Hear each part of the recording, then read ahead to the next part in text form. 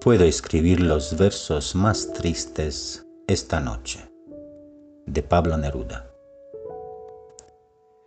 Puedo escribir los versos más tristes esta noche. Escribir, por ejemplo, la noche está estrellada y tiritan azules los astros a lo lejos.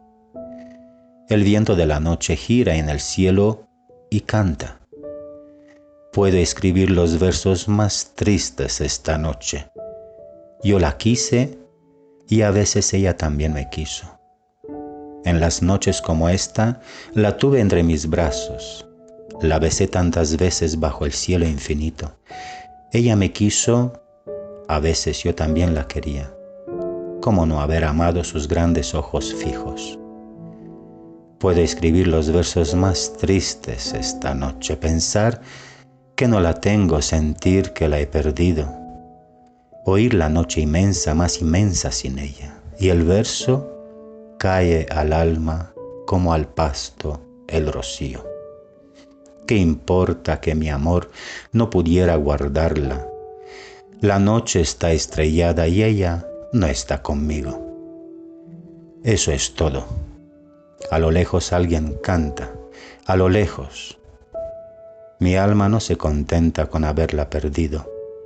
Como para acercarla mi mirada la busca, mi corazón la busca y ella no está conmigo. La misma noche que hace blanquear los mismos árboles, nosotros, los de entonces, ya no somos los mismos. Ya no la quiero, es cierto, pero cuánto la quise. Mi voz buscaba el viento para tocar su oído. De otro, será de otro. Como antes de mis besos, su voz, su cuerpo claro, sus ojos infinitos. Ya no la quiero, es cierto, pero tal vez la quiero. Es tan corto el amor y tan largo el olvido. ¿Por qué en noches como esta la tuve en mis brazos? Mi alma no se contenta con haberla perdido.